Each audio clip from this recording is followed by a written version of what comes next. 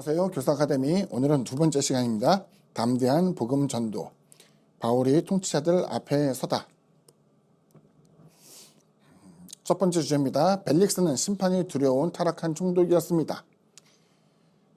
벨릭스가 이 도에 관한 것을 더 자세히 아는 거로 연기하여 이르되 천부장 루시아가 내려오거든 너희를 처결하리라 하고 백부장에게 명하여 바울을 지키되 자유를 주고 그의 친구들이 그를 돌보아주는 것을 금하지 말라 하니라. 수일 후에 벨릭스가 그 아내 유대 여자 드루실라와 함께 와서 바울을 불러 그리스도 예수 믿는 도를 듣거늘 바울이 의와 절제와 장차오는 심판을 강론하니 벨릭스가 두려워하여 대답하되 지금은 가라. 내가 틈이 있으면 너를 부르리라 하고 동시에 또 바울에게서 돈을 받을까 바라는 고로 더 자주 불러 같이 이야기하더라. 이태가 지난 후 보르기오 베스도가 벨릭스의 소임을 이어받으니 벨릭스가 유대인의 마음을 얻고자 하여 바울을 구류하여 두니라. 벨릭스는 이제 총독입니다. 예수님께서 십자가에 달려 죽으실 때 폰티오 빌라도라는 사람이 나오죠. 우리 이제 본디오라고 하는데 본디오는 어떤 성을 이야기하는 것이 아니라 오를 이야기하는, 그러니까 다섯 번째라고 하는 폰티오예요. 폰티오, 오가 무슨 의미냐? 그 지역을 다스리고 있던 다섯 번째 총독이라는 이야기죠. 그래서 여기 보면은 그 이후에 벨릭스라는 사람이 나오게 되고 벨릭스가 이 당시 그 지역을 다스리는 총독의 권한을 갖고 있었어요. 그러니까 우리가 이제 유대인 점령제에서 왜 헤롯이라는 왕이 나오고 여기 뒤에 보면 또 아그리빠라는 왕이 나오게 되는데 헤롯 아그리빠죠. 그 왕의 이름이 나오게 되는데 어떻게 이것이 이루어지냐면은 정치, 통치에 대한 개념은 왕을 통해서 이루어지게 되었고 분봉왕이라고 하죠. 그 지역을 다스리는 왕. 하지만 군사권을 넘겨주진 않았어요. 소수의 군사를 왕은 운영할 수 있었지만 그 지역, 더 넓은 지역을 다스리게 되는 군사의 리더는 바로 총독이었고 그 벨릭스가 바울에 대해서 압송 혹은 구류할 수 있는 권한을 갖고 있던 것을 보여주고 있어요. 자, 두 번째 주제입니다. 베스도는 주저하며 책임을 전가하는 총독이었습니다. 베스도가 부임한 지 3일 후에 가이사랴에서 예루살렘으로 올라가니 대제사장들과 유대인 중 높은 사람들을 바울을 고소할세 베스도의 호의로 바울을 예루살렘으로 옮기기를 청하니 이는 길에 매복하였다가 그를 죽이고자 함이더라.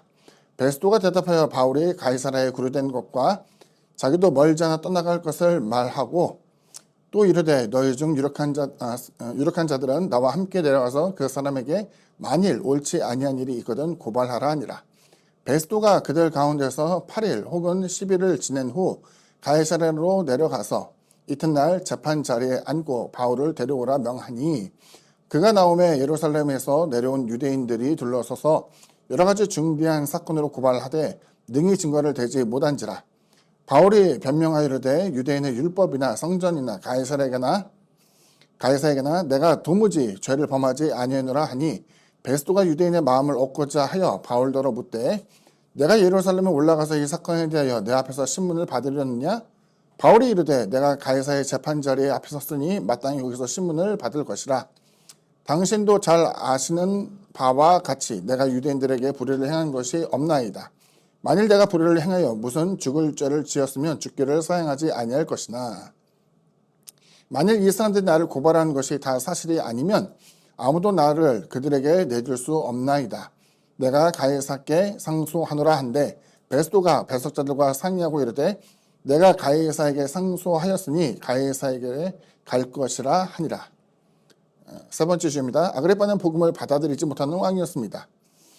바울이 이같이 변명이라는 것은 그 잘못을 저질렀을 때 변명한다는 이야기가 아니에요. 변증이라고 이야기해서 자신에 대해서 변호하는 그것을 이야기합니다.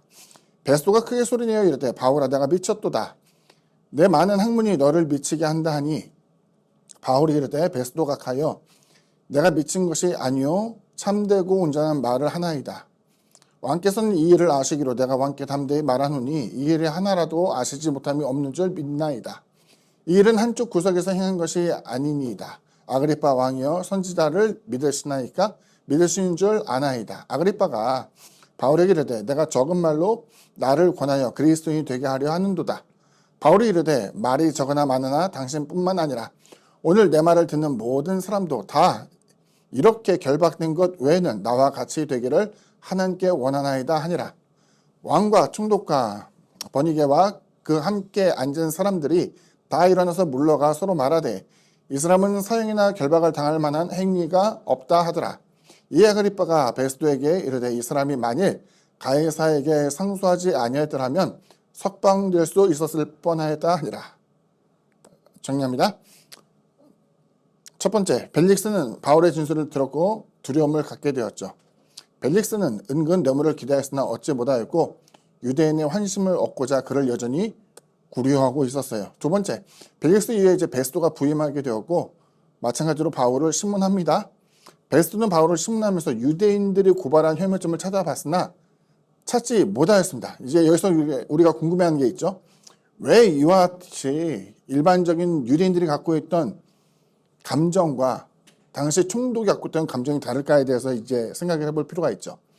주님께서 빌라도에게 그 신문을 당할 때도 마찬가지 현상이 있었는데 당시 총독도 마찬가지고 분봉왕도 마찬가지고 유대인 점령지의 환심을 사야만 자신의 직책이 그대로 유지가 될 수 있었어요.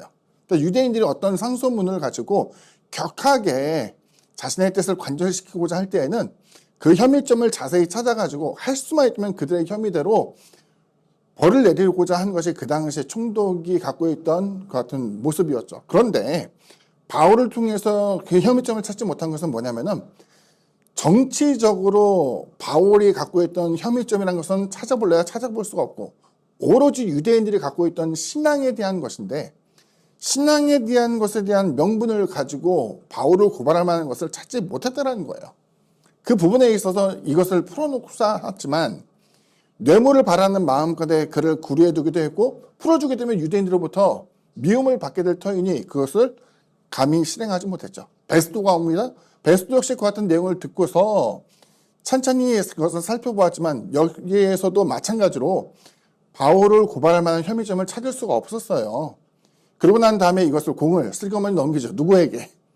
헤롯 아그리빠에게 넘기게 되는 거예요. 아그리빠 역시 이와 같은 내용을 소상하게 듣는데 분봉왕 헤롯의 경우에는 유대인의 지역 그리고 유대인들을 실질적으로 다스리고 있던 분봉왕의 모습이었기 때문에 우리가 잘 아는 것처럼 헤롯 성전을 지어지기도 하는 유대인에 굉장히 밀접한 사람이잖아요.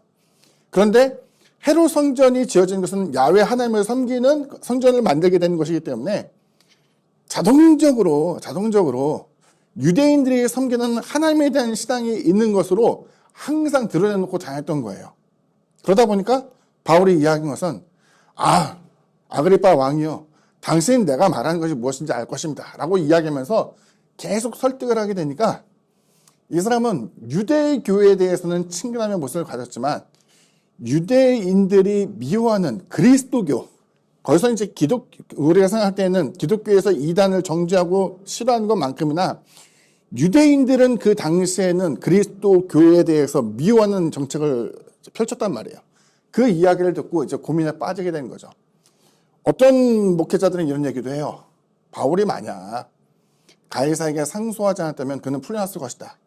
풀려나면 뭐합니까? 여기 보면 바울을 죽이기로 작정하는 사람들이 많이 있었기 때문에 아마 풀려나는 즉시 제 생각에는 살해를 당했을 가능성이 크다고 생각이 돼요. 그런데 여기서 보면 그가 가이사에게 상소하기를 주청하게 되었고 이 같은 내용에 대해서 로마의 시민권을 갖고 있는 사람의 요청이었기 때문에 이것을 마다할 수가 없었던 거죠. 그래서 세 번째 내용 보게 되면 베스도는 바울의 이러한 주장에 오히려 당황합니다. 아그리빠 왕에게 자신의 믿음을 증거하는 바울의 모습을 보게 되죠.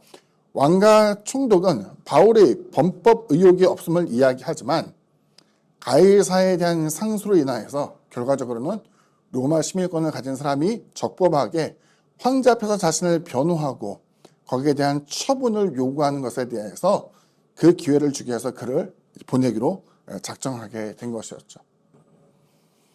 우리는 종종 하나님께서 당신의 사람을 인도하실 때에 편하지 않은 길, 안전하지 않은 길, 또 우리가 생각에는 유행으로서 많은 그 길을 회피할 수 있는 만한 기회가 있다 생각하지만 때로는 하나님께서 원하시는 것이 그것이 아니라 생각해서 끝까지 그 길을 걸어간 경우가 많이 있어요. 바울의 경우가 바로 그랬죠. 그런 생각을 종종 해요. 바울이 순교를 당하지 않고 오랫동안 지도자로서 교회에 유익을 주는 그 같은 사람으로서 존재했으면 어땠을까 생각을 하게 됐지만 이건 다 일어나지 않을 일들에 대해서 우리가 상상한 내용이고, 바울은 적어도 주님의 음성을 듣고 난 다음에 이방인의 사도가 된 이후에 하나님의 말씀을 거역하지 않고 끝까지 그 길을 걸어가려고 했던 순전한 모습인 것을 보여주고 있어요. 순교자의 삶을 보게 되면은 성공이란 무엇인가라는 생각을 곰곰이 하게 돼요. 많은 사람에게 영향을 끼치는 것, 물론 중요하죠. 역사에 있어서 혹은 교회의 유익을 위해서 더 많은 족적을 남긴 것도 물론 중요해요. 그런데 신앙인이라면 하나님께서 원하시는 일을 하는 게 맞고요. 계산적으로 이것이 나은가 저것이 더 나은가에 대해서 우리가 스스로 판단하기보다는 그것은 다음 세대에 있어서 바톤을 넘길 수 있다면 그 사람이 하게 되는 것이고, 나는 지금 내가 해야 할 일을 하는 것이 훨씬 더 맞다라는 생각을 하게 돼요. 아무쪼록 바울의 이와 같은 순전한 모습을 우리가 한번 생각해 보면서 우리 역시도 신앙의 성공, 목회의 성공, 교육의 성공 이런 것들이 아니라 하나님께서 원하시는 그 일을 지금 내가 하고 있다라는 것 같은 자부심으로 우리가 하나님의 일에 동참할 수 있게 되기를 바랍니다. 오늘 강의 여기까지입니다. 감사합니다.